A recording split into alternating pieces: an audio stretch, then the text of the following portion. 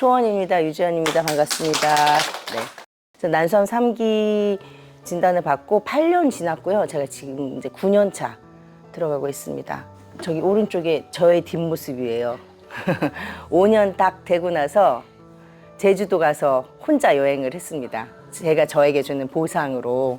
근데 어느 카페 갔더니 메뉴에 저런 게 써 있는 거예요. 여기까지 오느라 엄청 울었어요. 정말 고생했구나. 그냥 5년뿐만이 아니라 지금까지 사느라 고생한 저한테 주는 선물이었는데요. 그런 과정들을 좀 짧게 한번 얘기해 보겠습니다. 한 2년 반에서 3년 주기로 제가 긴장도가 떨어지더라고요.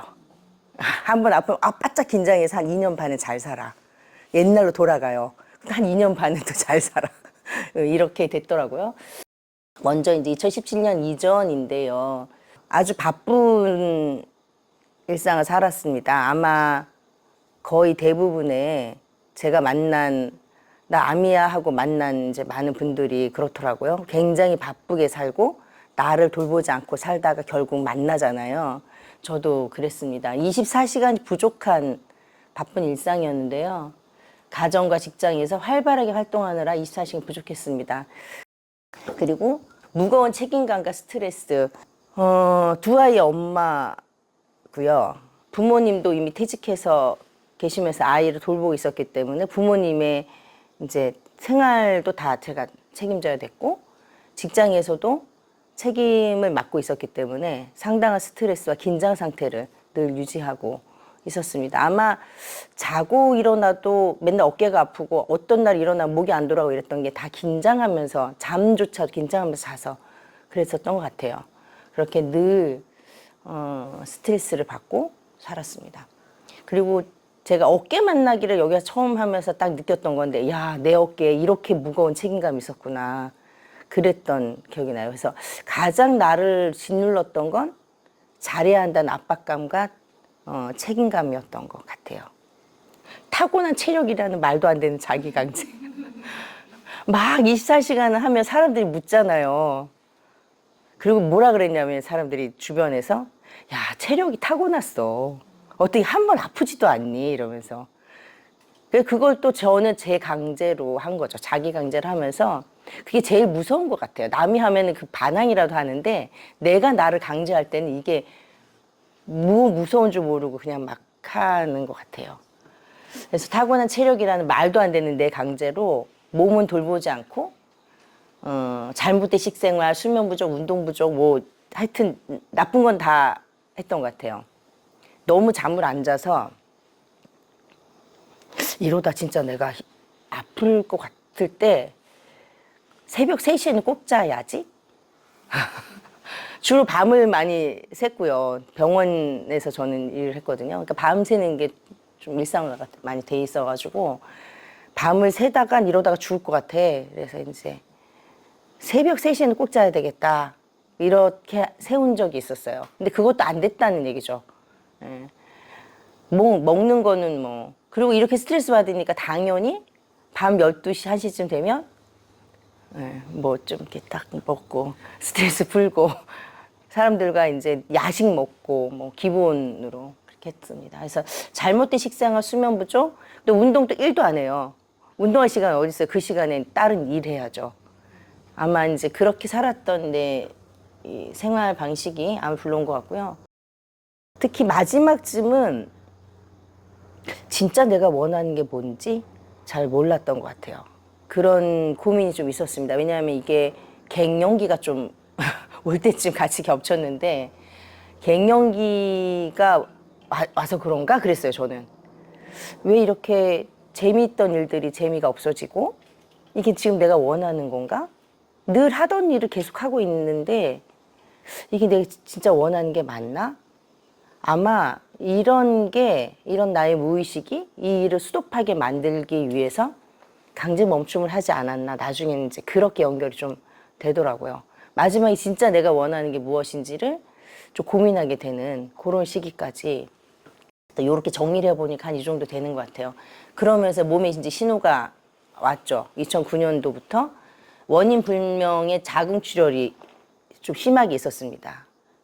한 달 내내 있었고 좀 지나고 또 오고 그래서 이제 뇌로 가는 산소가 부족해서 머리가 너무 아파서 보니까 헤모글로빈 수치가 너무 떨어져가지고 이제 입원해서 피를 밤새 맞기도 하고 그리고 곧이어 뭐 얼마 지나지 않아서 담낭 절제술 수술도 하고 아마 이때 신호가 온 것 같아요. 근데 이 신호를 또 무시합니다. 그리고 다시 자궁출혈 있을 때 외래를 가니까 우리 교수님이 이제 갱년기고 자궁이 쓸모가 없지 않냐 떼자 자꾸 피가 출혈이 되니까 자궁 적출을 하자 하더라고요. 근데 그건 또 아닐 것 같아요. 그래서 자궁 적출을 안 하고 그냥 이제 그 다음엔 안 가고 제가 혼자 이렇게 했어요. 나중에는 그런 생각도 들더라고. 저 때 자궁 적출 수술했으면 난소암이 안 왔을까? 이런 생각도 해보긴 했는데 그런 건 아니겠죠? 근데 어쨌든 이런 몸의 신호가 좀 왔어요. 오기 직전쯤.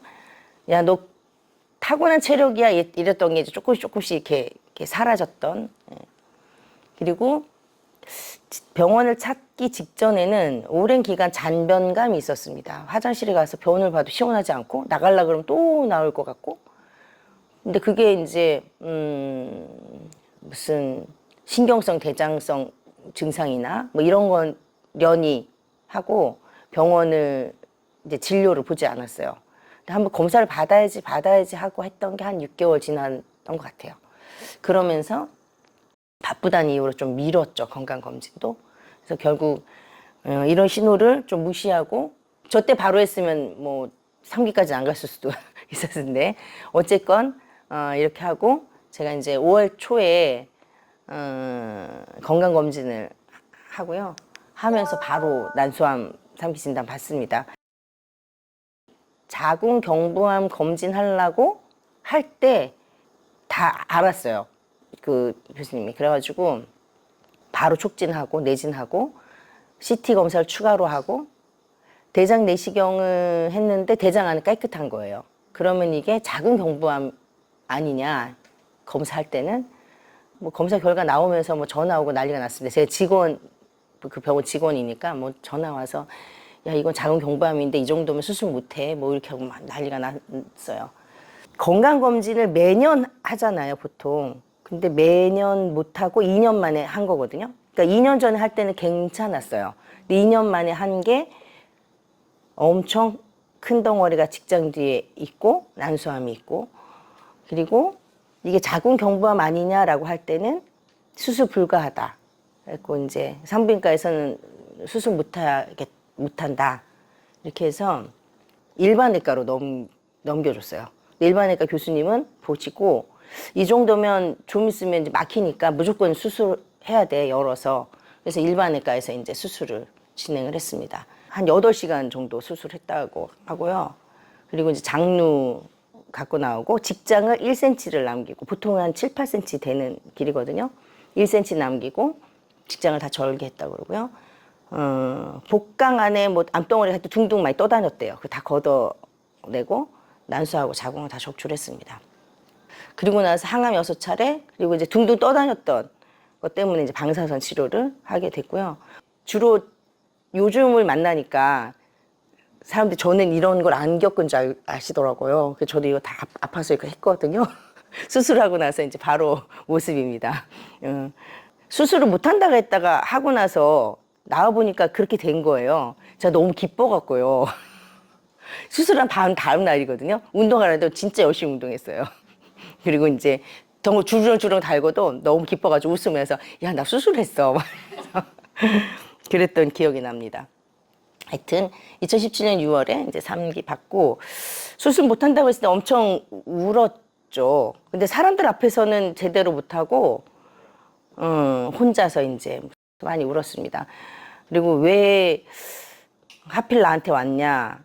물론 그런 생각도 있었지만 아 그래 내가 너무 몸을 돌보지 않았구나. 이제 후회도 많이 했고 반성도 많이 했고 난소암 3기인데 수술도 못한다 그러니까 야 그럼 이제 뭐 얼마가 남을까? 잘 정리를 해봐야지. 그래서 그날부터 막 일기장도 쓰기도 시작하고 아이들한테 그러니까 제일 미안하고 걸리는 거예요. 특히 이제 둘째가 고3이었는데, 아유, 애 학교나 보내고 아플 걸, 뭐 이런 느낌으로. 네.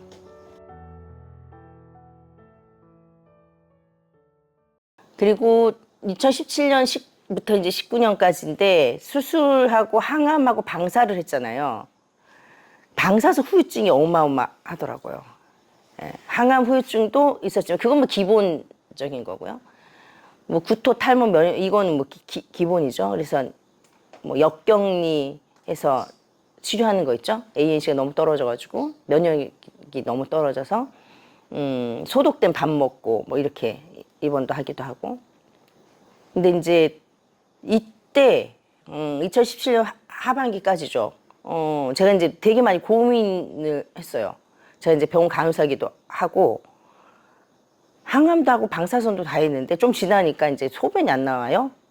그 소변이 안 나오는데요, 교수님. 그러면 이러고 있다가 비뇨기과 가볼까? 그럼 이제 비뇨기과를 가요. 그 비뇨기과 가서 이제 검사를 또 다 하죠. 한 달 정도 있다가 아, 방사선 치료를 해서 방광의 기능이 떨어질 수 있어요. 이유가 없으니까. 그러면 전립선 비대증을 치료하는 약인데 이걸 먹으면 좀 이렇게 배뇨가 좀 될 테니까 한번 먹어보자. 그러면 좀 괜찮으면 그거 먹고. 그걸 한 1년 가까이 먹었던 것 같아요. 한 몇 개월, 1년 가까이. 이걸 평생 먹어야 된다 그러니까 너무 어려워요. 그래서 끊었어요. 그냥 나 혼자. 그러다가 그리고 방광염도 자주 걸리고 그러다 보니까 당연히. 그리고 허리도 아픈 거예요. 그리고 갈비뼈도 막 아래 통증도 있고. 근데 소변 안 나면서 허리 아프니까 저는 저대로 신장이 망가졌나? 그럼 신장내과를 막 가요. 그러면 막 검사하더니 아, 신장 아닌데.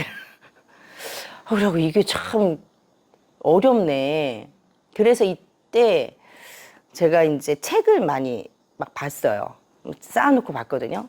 그래서 책을 보면서 공통적인 거, 이게 병원만에 우리 교수님만 믿고 항암만 이해할 건 안 되겠다라는 것들을 이제 절실하게 깨닫고 그랬던 시기입니다. 거기에다가 장폐색으로 3개월 한 번씩 입원을 했거든요.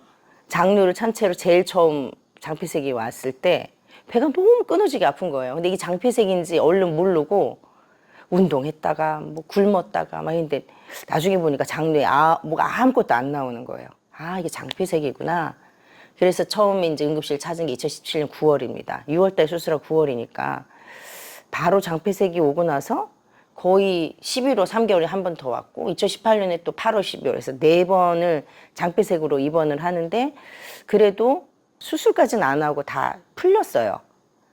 근데 마지막으로 급기야 2019년 11월 14일에는 이제 수술을 해요. 장폐색으로 입원을 했는데 열도 나고 배도 아프고 C125 암표지사 수치는 진단만큼 올라가 있고 그러니까 이제 응급으로 다시 수술대 위에 올라갑니다. 근데 열었더니 다행히 암세포는 없더라. 근데 유착이 너무 심해서 다 유착된 거 자르고 유착 방지제를 이렇게 발라서 집어넣고 이왕 열은 김에 맹장을 뗐다. 교수님이 사전에 얘기 없었던 겁니다. 또 열을 수 없기 때문에 맹장을 이제 장폐색 이슈 때문에 사실 5번 입퇴원을 하면서 제가 아, 이거 근본적으로 뭘 어떻게 하지 않으면 안 되겠다. 드디어 수술대 올랐을 때는 아, 이거는 이제 뭐 대책을 세워야 된다. 물론 불규칙한 배변하고 간헐적 복통은 늘 있었습니다. 전 지금도 좀 있는데요. 사실 장루를 6개월 동안 갖고 있다 장루 복원을 하고 나니까 설사가 이제 자주 오고 복통도 있고 거의 화장실 앞에 살았어요. 초반기에는. 그래서 설사가 좀 사라지고 이제 불규칙하게 뭐 한 3일에 한 번, 뭐 일주일에 한 번 이렇게 해서 하는 게 쭉 있었고요. 그래서 일상생활 좀 이렇게 처음엔 좀 이렇게 어려웠던 요 시기에는 그러다가 장폐색 오면 병원 또 있다가 장폐색 오면 병원 이렇게 있던 기간입니다. 이 시기가 이제 치료 과정 중에 가장 힘든 시기였던 것 같아요. 마지막쯤에는 이제 산부인과에서 하면 안 되겠다. 그래서 이제 종양내과로 병원을 이제 옮기고 안암병원 옮기면서 과를 이제 바꾸고 종합 쪽으로 이제 봐달라고 하면서 다 내놓으니까 허리 아픈 건 골다공증에 의한 척추골절이고, 소변이 안 나오는 건 방광 기능이 떨어졌었는데, 그거는 이제 운동하면서 조금 사라지게 하자, 뭐 이렇게 하면서 그냥 하다가 지금도 좀 잘 안 되긴 하는데, 그건 좀 뒤에 다시 한번 말씀드릴게요. 이슈가 있는 거더라고요, 그게. 하여튼 그렇게 하면서 이제 이렇게 지났습니다. 이 시기가 이제 치료 과정 중에 가장 힘든 시기였던 것 같아요.